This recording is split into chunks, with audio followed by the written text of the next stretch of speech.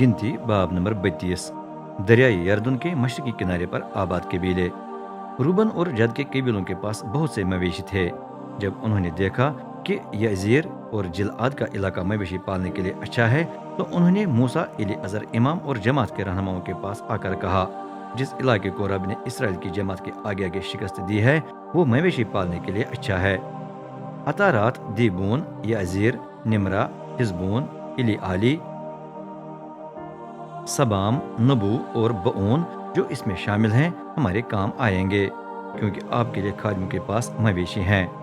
अगर आपकी नजर करम हम पर हो तो हमें ये इलाका दिया जाए, ये हमारी मिल्कियत बन जाए और हमें दरिया यरदन को पार करने पर मजबूर न किया जाए। मूसा ने जद और रूबन के अफराद से कहा, क्या तुम यहाँ पीछे रहकर अपने भाइयों को छोड़ना चाहते हो जब वो जंग लड़ने के लिए आगे निकलेंगे? इस वक्त जब इसराइली दरिया यरदन को पार करके उस मुल्क में दाखिल होने वाले हैं जो रब ने उन्हें दिया है, तो तुम क्यों उनकी हौसला शिकनी कर रहे हो? तुम्हारे बाप दादा ने भी यही कुछ किया जब मैंने उन्हें कादस बरनी से मुल्क के बारे में मालूमात हासिल करने के लिए भेजा। इसकाल की वादी में पहुंचकर मुल्क की तफ्तीश करने के बाद उन्होंने इसराइलियों की हौसला शिकनी की, ताकि वो उस मुल्क में दाखिल न हो जो रब ने उन्हें दिया था। उस दिन रब ने गुस्से में आकर कसम खाई, उन आदमियों में से जो मिस्र से निकल आए हैं, कोई उस मुल्क को नहीं देखेगा जिसका वादा मैंने कसम खाकर इब्राहिम, इसहाक और याकूब से किया था, क्योंकि उन्होंने पूरी वफादारी से मेरी पैरवी न की। सिर्फ वो जिनकी उम्र इस वक्त 20 साल से कम है दाखिल होंगे। बुजुर्गों में से सिर्फ काले बिन यफुना, किजबी और योशब बिन नून मुल्क में दाखिल होंगे, इसलिए कि उन्होंने पूरी वफादारी से मेरी पैरवी की। उस वक्त रब का गजब उन पर आन पड़ा और उन्हें 40 साल तक रेगिस्तान में मारे मारे फिरना पड़ा, जब तक कि वो तमाम नस्ल खत्म न हो गई जिसने के नजदीक गलत काम किया था। अब तुम गुनाहगारों की औलाद अपने आप दादा की जगह खड़े होकर रब का इसराइल पर गुस्सा मजीद बढ़ा रहे हो। अगर तुम उसकी पैरवी से हटोगे तो वो दोबारा इन लोगों को रेगिस्तान में रहने देगा और तुम इनकी हलाकत का बायस बनोगे। इसके बाद रूबन और जद के अफराद दोबारा मूसा के पास आए और कहा, हम यहाँ फिलहाल अपने मवेशी के लिए बाड़े और अपने बाल बच्चों के लिए शहर बनाना चाहते हैं। इसके बाद हम मसला होकर इसराइलियों के आगे आगे चलेंगे और हर एक को उसकी अपनी जगह तक पहुंचाएंगे। इतने में हमारे बाल बच्चे हमारे शहरों की फसीलों के अंदर मुल्क के मुखालिफ बाशिंदों से महफूज रहेंगे। हम उस वक्त तक अपने घरों को नहीं लौटेंगे जब तक हर इसराइली को उसकी मोरू से जमीन न मिल जाए।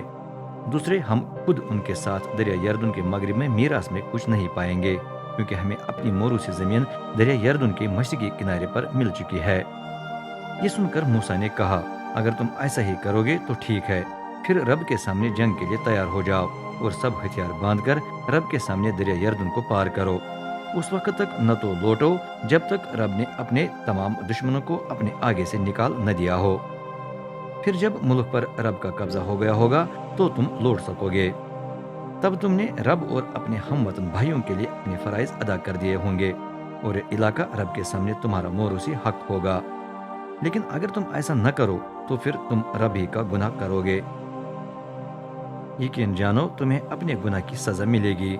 अब अपने बाल बच्चों के लिए शहर और अपने मवेशियों के लिए बाड़े बना लो, लेकिन अपने वादे को जरूर पूरा करना। जद और रूबन के अफराद ने मूसा से कहा, हम आपके खादिम हैं, हम अपने आका के हुक्म के मुताबिक ही करेंगे। हमारे बाल बच्चे और मवेशी यहीं जिलअद के शहरों में रहेंगे, लेकिन आपके खादिम मुसल्लह होकर दरिया को पार करेंगे और रब के सामने जंग करेंगे। हम सब कुछ वैसा ही करेंगे जैसा हमारे आका ने हमें हुक्म दिया है। तब मूसा ने एलीअज़र इमाम, योशब बिन नून और कबाइली कुंभों के सरपरस्तों को हिदायत दी, लाजिम है कि जद और रूबन के मर्द मुसल्लह होकर तुम्हारे साथ ही रब के सामने दरिया यरदन को पार करें और मुल्क पर कब्जा करें। अगर वो ऐसा करें तो उन्हें मीरास में जिलआद का इलाका दो, लेकिन अगर वो ऐसा न करें तो फिर उन्हें मुल्क कनान ही में तुम्हारे साथ मोरू से जमीन मिले। जद और रूबन के अफराद ने इसरार किया, आपके खादिम सब कुछ करेंगे जो रब ने कहा है।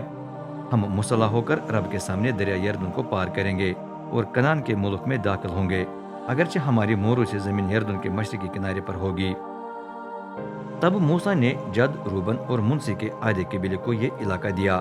उसमें वो पूरा मुल्क शामिल था جس پر پہلے اموریوں کا بادشاہ سیہون اور بسن کا بادشاہ یوش حکومت کرتے تھے۔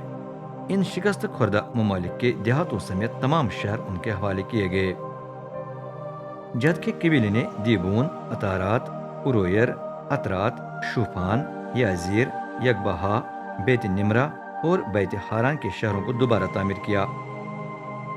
انہوں نے ان کی فصیلیں بنائے اور اپنے مویشیوں کے لیے بھاڑے بھی۔ روبن کے قبیلے نے حزبون، الی آلی، کریاتیم، نبو، بعلمعون اور سبمہ دوبارہ تعمیر کیے۔ نبو اور بعلمعون کے نام بدل گئے کیونکہ انہوں نے ان شہروں کو نئے نام دیے جو انہوں نے دوبارہ تعمیر کیے۔ منزی کے بیٹے مکیر کی اولاد نے جلعاد جا کر اس پر قبضہ کر لیا اور اس کے تمام اموری باشندوں کو نکال دیا۔ چنانچہ موسیٰ نے مکیریوں کو جلعاد کی سرزمین دے دی اور وہ وہاں آباد ہوئے۔ منسی کے ایک آدمی بنامی یائر نے اس علاقے میں کچھ بستیوں پر قبضہ کر کے انہیں ہووت یائر یعنی یائر کی بستیاں کا نام دیا۔ اسی طرح اس قبیلے کے ایک اور آدمی بنامی نوبہ نے جا کر کنات اور اس کے دیہاتوں پر قبضہ کر لیا۔ اس نے شہر کا نام نوبہ رکھا